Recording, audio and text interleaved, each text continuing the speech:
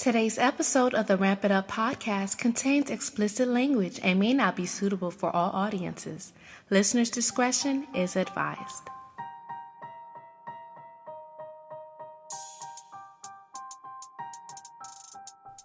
Ladies and gentlemen, you are listening to the Ramp It Up podcast with your host, Ronell Sinuis.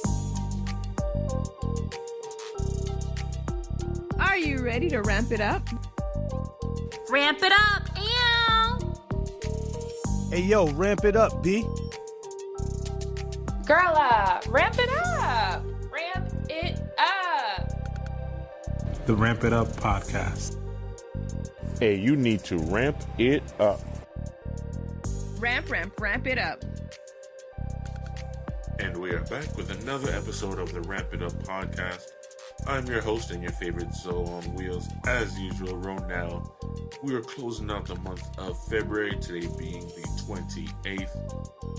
We've been talking about love and relationships, and special shout out to the Harrises for joining me on last week's episode where they shared their love story. Leon sharing his story of being a gunshot victim when he was 17, and how the story developed with him meeting Tiara and falling in love and now having a beautiful baby girl. So thank you to them for joining me on the podcast and sharing their story. And this week we're closing out our conversations on love and relationships with another gentleman I met through a mutual friend of ours. He goes by the name of Garrett, gentleman with cerebral palsy, cool guy. He runs and hosts a podcast by the name of Love on a Roll, where he talks about his experiences with relationships and dating and love from the perspective of a wheelchair user, and has great advice and other interviews with other couples as well. And pretty much similar to the Ramp It Up podcast, just talking about living life to the fullest, despite whatever disabilities and challenges we live with on a daily basis. So I'm going to have a great conversation with Garrett and just hear his experiences growing up with cerebral palsy. He's in fact the first individual I'm interviewing here on the podcast who doesn't have a spinal cord injury, but we're open to all wheelchair users here. So if you guys know, so for today's episode of the Ramp It Up podcast, any other, we are wrapping up a month that has them living love and relationship conversations. Shout out to Leon and Tiara Harris who joined me last week to share their love story and how they've been married and listen to just experiences being an intra-abled couple. The first week of this month, I talked about giving some advice for people trying to jump back into the dating game and some wheelchair-friendly dating ideas. But this week, I'm joined by another special guest. We were introduced by a good friend of mine by the name of Ryan. His name is Garrett Mayersohn. He is the host and creator of the Love on a Roll podcast, and I'm glad to have him join me today. Garrett, say what's up to the people. What's up, guys? Garrett, thanks so much for joining. We've been in contact since last year trying to see when we can get our schedules to mesh a little bit to have you on the podcast. So I'm glad it finally worked out. Oh, it's a pleasure to finally be on and work with you, and I'm excited. All right, dope. Good. Now, just to give a little bit of background on you, if you don't mind, just to let the people know, our guest, Garrett Mayersohn, he is 27, a college graduate of FAU, and since the age of, I believe, 1, you said, he's been living with cerebral palsy. He is a wheelchair user. You know, we're all about bigging up our wheelers here on the podcast. And while in college, he started up the Love on a Roll podcast, which talks about love on a roll. Now, just the experience of dating and love and relationships from the perspective of a wheelchair user. And I can say it's been about 5 going on 6 years for myself, but we run into a lot of people and a lot of misconceptions and a lot of beliefs that just because you have a disability or an injury or anything along those lines, people assume you're not a whole person, that you're not interested in scholastic achievement, your careers, and especially relationships. But we both have our podcast teaching people they're wrong. You know, we both do interview style podcasts and advice just to let people know that we are whole, complete people trying to live our best lives. And I've caught quite a few episodes of the podcast. I'm gonna share the links, of course, in our episode notes so people can find out more about it. But there's only so much that the bio can tell me. I'd rather hear directly from you, Garrett. Tell us a little bit about yourself. Well, like you said, I'm 27 years old currently, and you've already told the people that from when I was 1 year old, I've had cerebral palsy, so I've been living with this my whole life, and that gives me a perspective, a lifelong perspective, I would say, on what it is to have a disability and have the disability experience. And I've had my fair share of challenges too. From dating, definitely was one of them. Socializing in general and navigating the whole.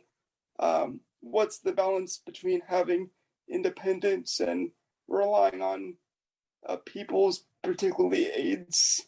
I don't know if you've had to deal with the PCAs and all that stuff, but it's an interesting thing to have to navigate. So I've definitely have a perspective that I feel like is important to let people know, but also to say like the disability experience, like you said, doesn't make you any less of a person. And I've talked about this in my podcast, but it doesn't. You can find us inspirational, but you don't need to talk to us like we're a kid.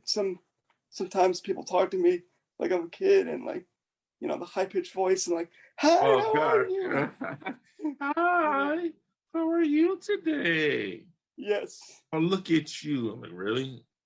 All right. Yeah. So, I know I Googled the mess out of it, and many of our listeners are going to do the same, but in your own words, can you tell me what cerebral palsy actually is? Sure. Well, cerebral palsy is basically a disorder between the brain and that's basically it.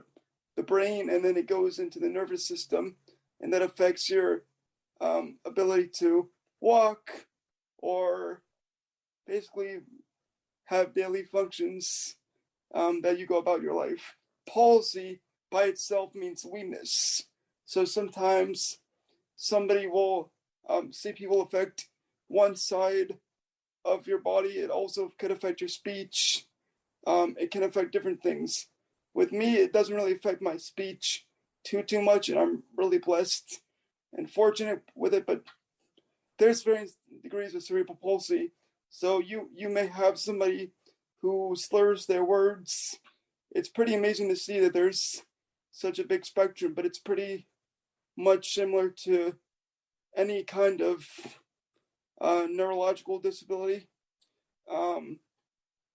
Just like autism has varying spectrums, so does cerebral palsy. Okay. Can you give us an idea of what it's been like growing up and living with cerebral? Because essentially that's all that you know since it was such an early age. Yes. Well, I gotta be honest, it definitely has impacted my mental health, as I'm sure everybody, any one of us who's listening, who is in a wheelchair can relate that whether you have a spinal cord injury or you have a disability that you've had your whole life, it definitely affects your mental health. And you sometimes you wish that, you know, you could just wake up and life will be differently, but then you realize having a purpose, such as the purpose that you and I have right now, with wanting to make a difference in the disability community, that kind of keeps you going. But it's been hard. It's been challenging. If it wasn't for the dating successes that I've had and the many successes that I've had, as we'll talk about throughout this podcast, it would be hard to keep going. But I'm fortunate that I have a great group of people behind me. Pleased to count you as a new friend and a new ally. But without the people that I have in my corner, it would be hard, really challenging. But it's, you know, I can keep going through doing what I'm doing. You did mention the social challenges that you have dealt with, and I know kids and people in general can be jerks. What was like the school experience was like all the way through college? College was a lot better, a lot better. Elementary school was okay. The way I like to describe it is, interesting when you're in elementary school, and people at that age, they don't really know any better because they're not really trained by society. They're not really brainwashed, as I like to say. So they'll be friends with anybody. They'll ask you questions like, what happened to you? Your parents prepare you to tell them what to say, so they say, okay, let's be friends. And it's all kumbaya, and they're all coming over your house, and they're all coming over to your birthday parties, and you're the most popular kid in the place there. When you get to middle school now, sometimes people tend to back away from you because of your disability and the fact that you may not be as popular and able to do certain things, and some people may not consider you as fun because you can't do certain wild and crazy things that they want to do, so they back off from you a little bit. High school, they back off from you a little more because, again, they're into different things, and you can't do the things that they want to do. So unless you're into the same things as they are, like that's popular, that you may not always want to do, or because you can't do certain physical things, people have backed away from you, if that makes sense. So then in college now, when everyone's a little calmer and mature, it's a little bit easier to have a friendship. Still harder for dating, but a lot easier to have friendships with girls and guys. And then at least trying to date becomes easier for me after college. That's when everything kind of took off in terms of dating and everything. But it was because I went to college, and the people that I knew from college that made it easier to date. So that was my experience. So again, I got injured in my adult life, and our mutual friend Ryan, his story was when he was 15. So what can you say to other individuals who have lived all their lives or just started from a very young age, or who are newly injured, or just living with a disability at a young age? What advice can you give them for these social situations? That's a very good question. I would say, don't let people get to you what they think. That's the first thing. Obviously, you have to. We'll talk about this later in the podcast, but self-love is the key, right? You have to look at yourself in the mirror and like what you see. Because if you don't find yourself sexy, as you're talking about, I think the last two episodes you had talked about on the podcast, getting your sexy on. I think even last week you had talked about if you're single on Valentine's Day, loving yourself and getting your sexy on and listening to some kind of music you had said. All day. yeah. And that's what you have to do. But the main thing that I've learned to be successful when it comes to friendships and it comes to dating is you have to find people who are, number one, open-minded, non-judgmental, and see you as you, and just willing to do whatever with you. And you tell them how it is, can you drive me? Can you do whatever? They're like, sure. They literally want to do whatever it takes to spend time with you. You don't deserve anyone else who doesn't do those things, but those are the main things. You find that, you have a successful social circle. Because, again, I got injured after I turned 30, and it's very different. No comparison to the challenges, but it's different after you've created an identity for so long and you based life on that. And now when you're super independent and living life, you have to pretty much reestablish everything. And the first thing you realize is, one, your social groups diminish. They change, they get a whole lot smaller. And I don't look at it as malicious, but some people just don't know how to interact with people with disabilities or injuries, or you as an individual. I've learned some just don't know how to deal with me being injured. And even though I've had changes and I'm different to a degree, but I'm still the same person. If it wasn't for me having self-love before and learning to reinforce it now, I think it would have taken a much bigger hit. And I know many others can relate to it who've lost loved ones and friends and family members because they didn't know how to adapt to this new social norm. Because before I was driving, do my own thing all around the city, going to events. And then now it's like, I got to plan it like a week in advance, make sure my times are right for my PCA to be around there. And hey, my bus won't get me out there. So, you know, there's some limitations that some individuals can't necessarily wrap their head around. But as you said, it's just a new norm that you kind of have to figure out how to, I don't want to say manipulate, but maneuver around and make it work better for you. Oh yeah, your whole life, unfortunately, as a person with a unfortunately as a person with a disability is really just maneuvering, and you do have more limitations than the average Joe. I'm going to be honest with you that's the case, but you just have to maneuver, and where there's a will, there's a way. My dad always says that. My mom always says that. Now, speaking of your parents, before we transition to more relationship stuff, how has your family impacted development and you creating your own sense of self-love? Oh, that's a very good question. I am fortunate that I have family for the most part that empower me. I do have my mom every now and then that will have that, mom controlling instinct, and she's just worried and trying to, a little bit like try to guide me in the right direction and whatever the case is. But for the most part, my mom is very encouraging. My dad is very encouraging, although we don't always see eye to eye on things. I think that's the same with most people's parents, but for the most part, they're really encouraging of it. And I also have, extended family that's also pretty encouraging with it. And we've had conversations about I can't even imagine what you had to go through. The fact that I'm your only child, and you've had to make sacrifices to raise me and just think about things that were differently. So I'm really appreciative to them, because I know it's not easy to. On the other side of that, you're grown, man. You're 27. You got a beard. You're manly. How do you set some of those boundaries to let them know when they're being too motherly and too fatherly? Like, yo, chill. I'm grown. I could do this. Even though I might need a little assistance, I'm still a man. I'm still an adult.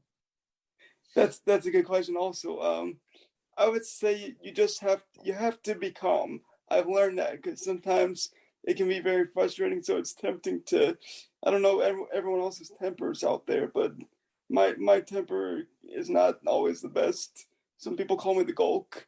So I have to be a little bit tempered in that, and just say, listen, I know you have to understand where the other person is coming from. That's what I would say. Like, the people that are trying to do like that to you, if they're mostly your parents, say, I understand your concern, but I really think I got this. I just need a little support, need a little assistance. And sometimes you got to say, like, let me try this for a period of time. If it doesn't work after that, then I'll do it your way. Now we're going to fast forward a little bit. We talked about the social aspects, especially in college. Let's get into more of the relationship. Hey, girl over there, you're cute. What's happening? How does Garrett holler at a girl? How do you drop the game on him? What is your move?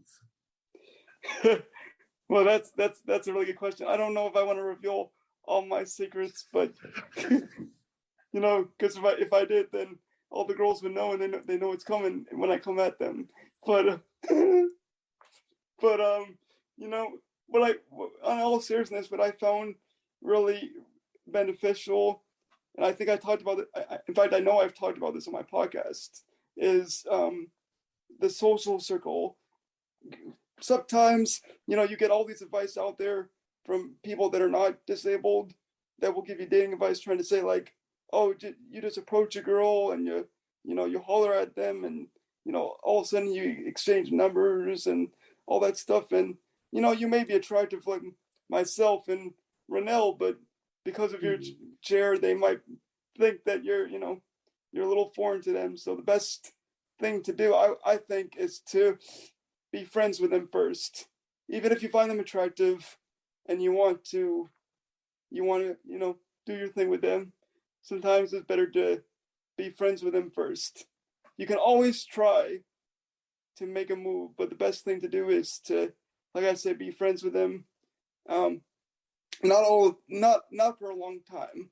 Just be friends with them enough to, for them to trust you, for them to know you, and then you make your move. That's what I found to be really helpful. I'll give you an example if I can. Yeah. Because of I met my first girlfriend at the age of 25 when I was my senior year of college. And no, actually I was my junior year of college. But it took a while because, first of all, she was in a relationship at the time with my roommate. Scandalous over here. The other thing is it really helped getting to know me and getting to know that I was a cool guy. But she also had the characteristics that I talked about. She was already non-judgmental, open to it. She just had to get to know me. And I think she liked me herself. She kind of gave me some subtle hints, but I was like, no, I gotta give her time to see if this is what I want and this is what she wants. And bam, in 2019 it happened. And we were dating. So that's just the big things. Unexpected things can come from friendships. I'll agree with that because that's always been my philosophy prior to my injury as well. Like, I've always liked to get to know the person and have them get to know me and build a rapport. And like you said, you can't wait until you're in the friend zone and now it's too late. You got to, hey, find out who I am, find out what each other likes, and then you make your move. But I was going to say the advice that was given to me and that I've shared is you got to be yourself. You know what I mean? If you're putting extra pressure on yourself to be someone else or try to do all this extra crazy stuff to, I guess, overshadow being in the wheelchair, you're going to come off disingenuous. Like, there are differences in your personality, in your physical capabilities, perhaps, but that doesn't change who you are. Whether you're funny, whether you're witty, whether you're just a really smart individual, whether you just have a great conversation, like focus on your strong suits, focus on what attracts personality to a personality, and hopefully you find an individual that could look beyond the chair. Like, the chair is part of my daily life, but it's not who I am. Right. And the chair is not who you are. You're Garrett, you're funny, you're witty, you're intelligent. So if you can impart that on the person with confidence, that's another thing. Like, if you're downing yourself all the time, if you're coming across, I'm not gonna say you can't be shy, but if you don't have a little swag to you, you know what I mean? If you don't have some sort of swagger to your personality, it'll be very difficult, not only for romantic relationships, but just to make friendships as well. And I will say the last thing I always say is make yourself look sexy. Clean up, get a haircut. Yeah. I mean, make sure your outfits, whatever they may be, try to be as presentable as possible. Those are just some of the things I think, just like every other person in the dating game, makes you stand out. Yeah, and the one thing also that I would add to that too, one thing that I learned is you don't want to come off as too, always be positive and stuff like that, right? But sometimes if you're too happy and you hide what you're going through in terms of your mental health and everything like that, the one thing that, she had said to me is, you're too happy. I'm like, you have no idea. I am happy, but I also struggle.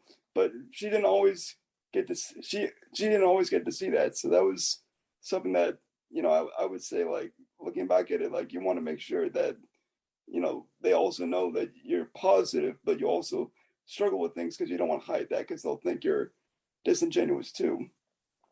Okay, so I'll agree with that. And again, on the other side of that is you don't want to put everything on Front Street.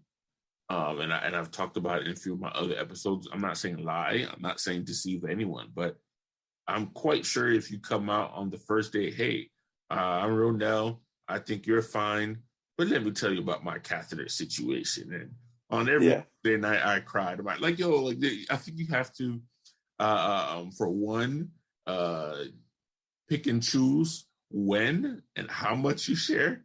Because of course, if you're looking to build a relationship with this person, you want to be open and share. But just like in any relationship or any friendship, if someone just comes out and gives you all the stuff like up front, you're like, this is a little bit too much to deal with, and you more than likely back off a little bit. So Garrett said, share and be honest with the person, but definitely ration how much you're giving out.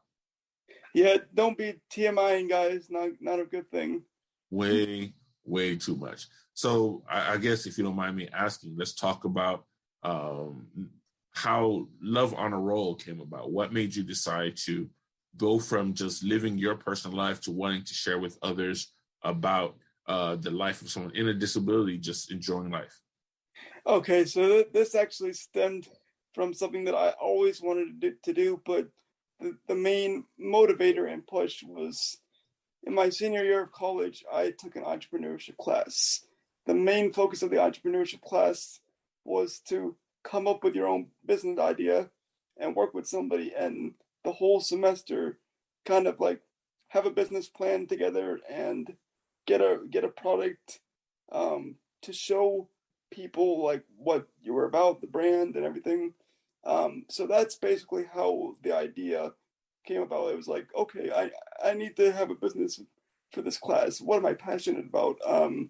What do I really want to do? And I'm like, well, I've always been passionate about dating because it's been a struggle for me, and people don't really understand that there's a lot of misconceptions that are surrounding disability and dating. So let me come up with something to address that and get the message about. And I want to make sure that there's a world, maybe not that I grew up in, obviously, because I'm old, but maybe for my peers that come after me, for my kids, if I have any, for my grandkids, or for any other people that enter the world of disability, I want to make it easier on them.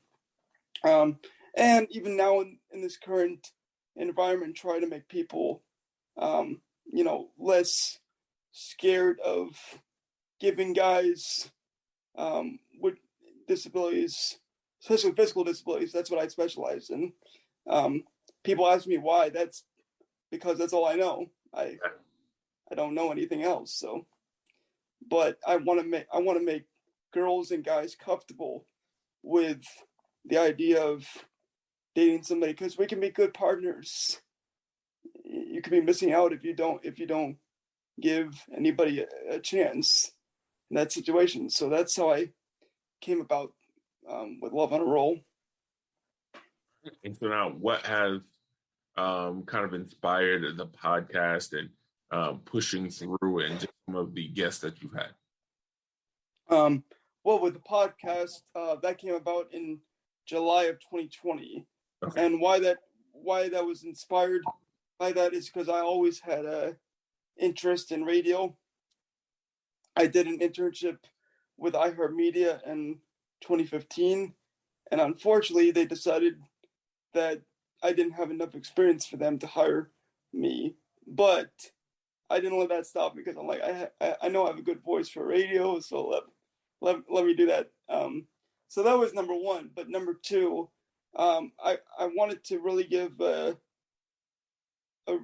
consistent mode besides social media, to really talk to people with disabilities, to give advice. Not only do one thing that I'm proud about is my podcast is for everybody, whether you have a disability or not, because I talk about dating advice, and I also talk about personal development, stuff that I've learned. So that's what kind of inspired that. Is I wanted to have a more consistent thing, and for people to hear exactly what it was to live with a disability, other people's experiences and advice. That's not something you can do on social media. Yeah, you don't really have that much time or space on an Instagram page or through TikTok or anything to share the whole experience. And even with the time we take in our respective podcasts, so much more that they can hear. And you said something that really resonated with me, because even though our perspective may be from individuals who've been injured or who've been living with a disability, the reality is it's advice everyone can take. I mean, there's something applicable somewhere along those lines, whether you meet someone in the future who has this injury that you've heard about through a podcast, or you yourself end up in a situation, or you just hear something that lets you know what, hey, I should be just myself in dating, or just something that inspires you, not the individual and their injury, just the knowledge and the experience that we can share can inspire you to do more and push further. Because again, I think that's where the whole inspirational person with a disability comes from, because despite your injuries, despite your challenges, despite whatever you're dealing with, we decide to push further. And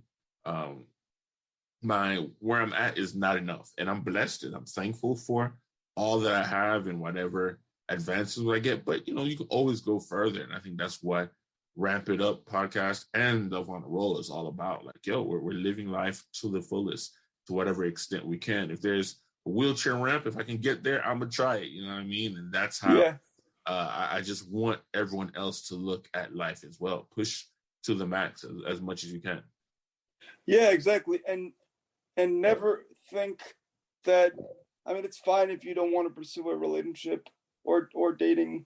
I think Renell has definitely talked about that too, but don't feel like you have to exit the game just because you have a disability. I can't tell you how many guys have come up to me and say, I've asked them, do you want to date? Are you interested in dating? And they've told me, no, because I feel like I'm a burden on a woman or whoever I might pursue. And I'm like, yo, you should not think about that, because you are not a burden to the right person. And again, these guys probably that I've talked to were not looking for girls that I realized, and guys, I've realized this through trial and error, the qualities that you should look for in a girl, or even a guy, if you're a lady listening to this.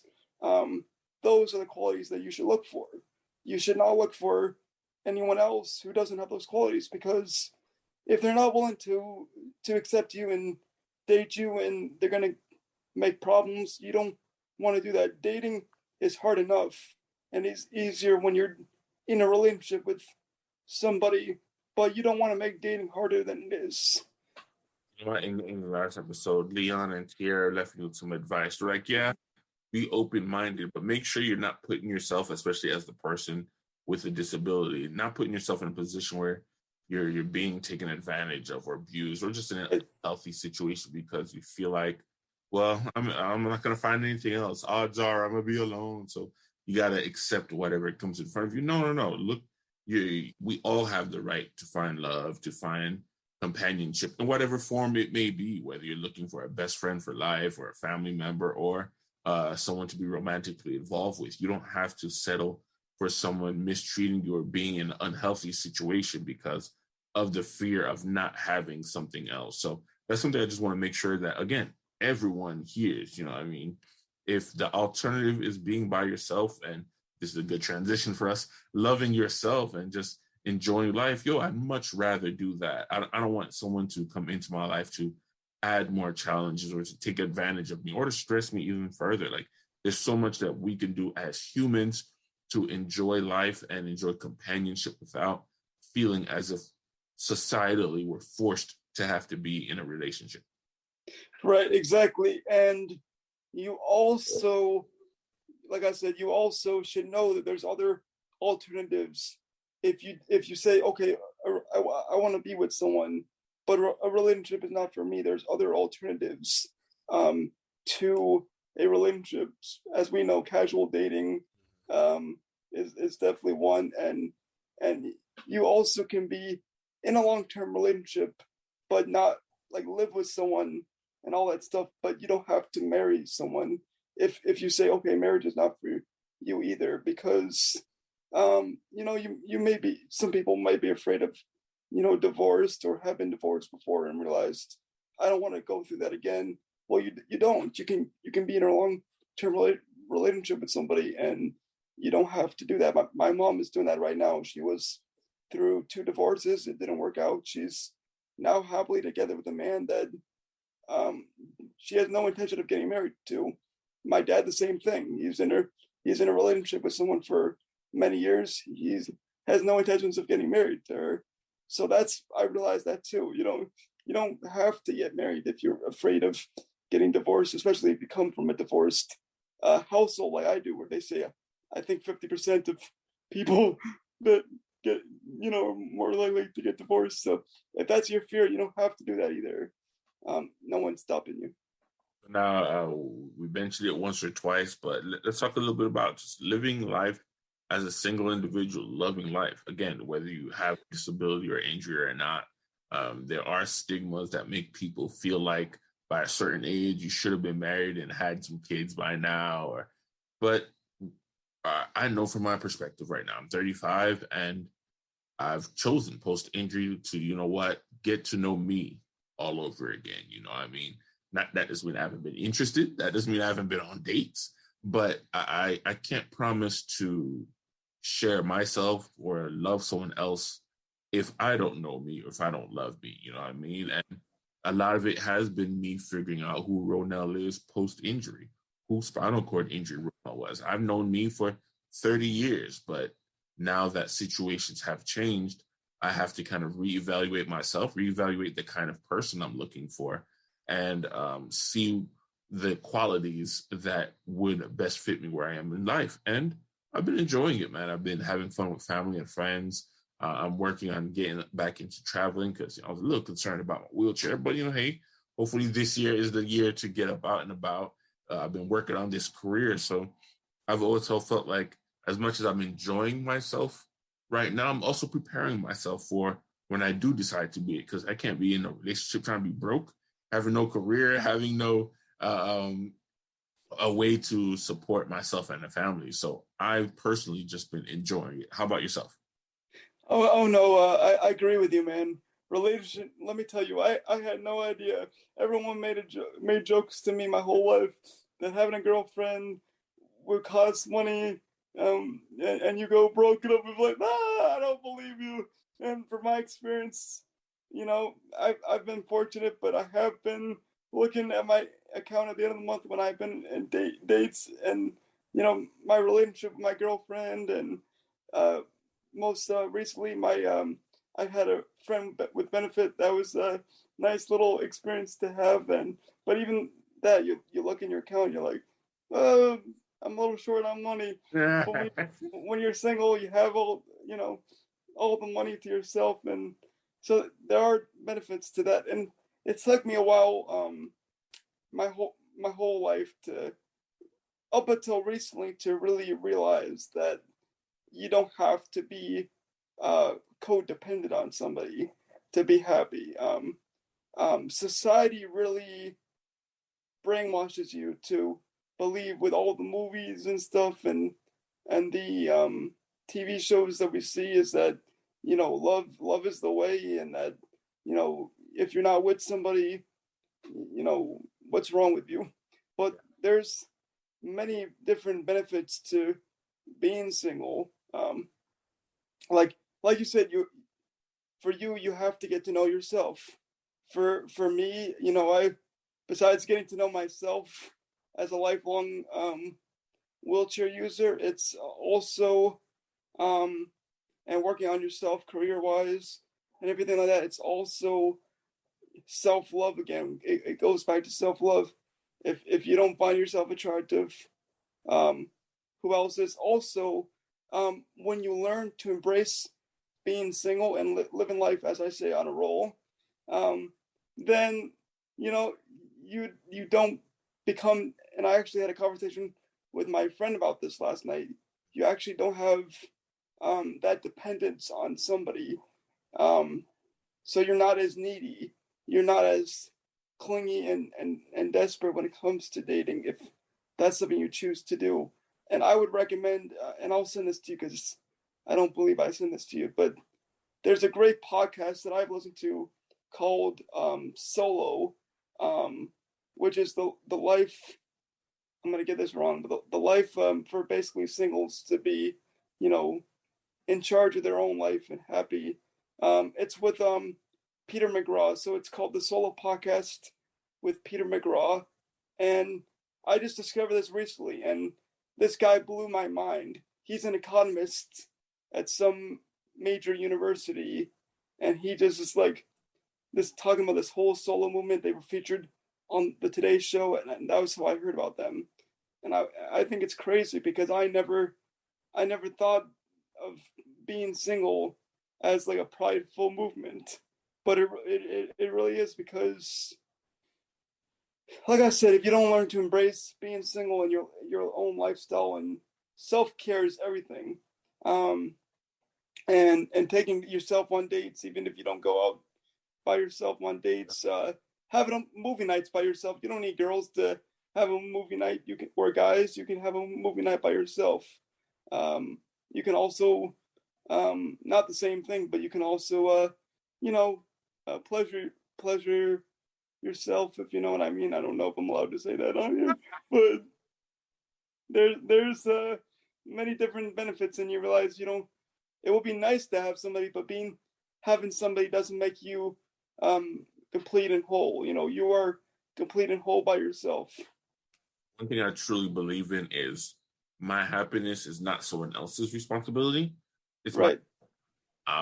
If I'm in a relationship, it's because I want to share that with someone else. You know what I mean? But it's not their job to make me happy. Like, I should be coming into whatever situation I'm in, whether it's a friend with benefit, a wife, or whatever it may be. I'm coming into the relationship a happy person, and I just want to share that with someone else. And of course, we can make each other happy, but it's not their responsibility. And whether you're choosing to be in a relationship or choosing to be single, as long as it's coming from a healthy place, it's not a bitter place, it's not a codependent place, it's not an angry place, or whatever it is.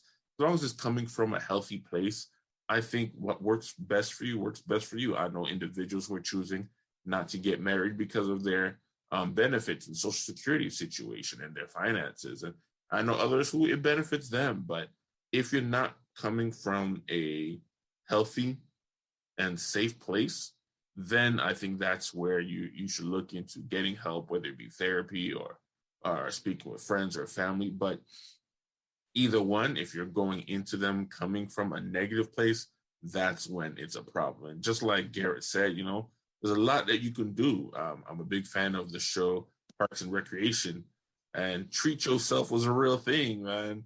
Sometimes you just got to do something for you. Take yourself out, buy yourself something nice, have a night to yourself. And even when you're in a relationship, sometimes you got to do those things too. You know what I mean? Love you, because if you can't love you first, I mean, other than the religious aspect of God loving us all, but if you can't love you first, you can't expect someone else to love you. You have to learn to love yourself so you can teach others to love you. And as you continue to share your message on Love on a Roll, and I'm going to continue doing my on the Ramp It Up podcast and other podcasts we both have come across that share ideas of how to love how to be in love romantically, love yourself as an individual, and of course, do whatever you can to, I guess, improve yourself on a regular basis. Because again, if you're not in a place where you feel attractive, if you feel whole, then you can't expect anyone else to have those feelings for you. Right. I totally agree with you. I totally agree. That's a huge thing. And also, like with me, I've also been the last 2 years dealing with grief, because unfortunately, my first girl that I thought I was going to marry, she passed away. So that was a really deep hole in my chest. So, dealing with grief is a hard thing. So, and the fact is, when you lose someone you love, you'll always love them. So it's figuring out, when do I have room in my heart, as my therapist will say, to love more than one person. And, that's also the thing too. But everybody has their own circumstances, their own things going into it. So just make sure, like Renell said, that you're coming at it from a healthy place. And you can have fun whether you're in a relationship or not. That's the most important thing. I think is if you take nothing away from this episode, which I hope you do, take this one thing away, that you can have fun, whether or not you're in a relationship or you're single. And maybe solo is the best word to use instead of being single or unattached. I've learned those other couple words too. I actually like those words better. I don't know about you, than just single. It has a negative better connotation to it. So I guess. I mean, I think this is a great spot to end on because you've given some great advice. You've shared a lot, and we're definitely going to be doing this again. But go ahead and let the people know how they can contact you. I know you have your online store. You're selling merch. Tell the people how to connect with Garrett. Right. Sure enough. Well, definitely, if you can, make sure to check out my merchandise store. Renee will post the link in the show notes as well. I have a link tree so you can catch me on Medium and read an article that I wrote about this topic, being single and loving yourself. Also, check out the Love on a Roll podcast. We also have a link for that. If you want to connect with me personally, you can also find me on my Instagram at Love on a Roll, and there you'll find the email that you can reach me at. In fact, if you want to reach me personally, I'll give you my email. It's just gmayersohn@gmail.com. That's the best way to reach me personally, and I'd love to connect with anybody from the podcast. Dope. I will definitely share all of these on the episode notes for you guys to definitely check out Garrett and his podcast, Love on a Roll. I did take a look at your shop as well. He has some great merch for you guys, t-shirts, mugs, and a few other items as well on a page. And I did read your article on Medium as well. So he has a lot, man. There's a lot to say, and I hope you guys give him a follow as well. But I have to say it's been a pleasure joining me or having you join me here on the podcast. I hope everyone learned something, and we're going to do this again because there's a lot more for us to talk about in the relationship area and just us as individuals, man, just staying connected. Yeah, I definitely agree. We could talk for hours and hours on end with our mutual interests. All right, but outside of that, thanks so much, Garrett, for joining us. Again, Garrett Mayersohn with Love on a Roll. Everyone have a great day. Thanks for tuning in to the show.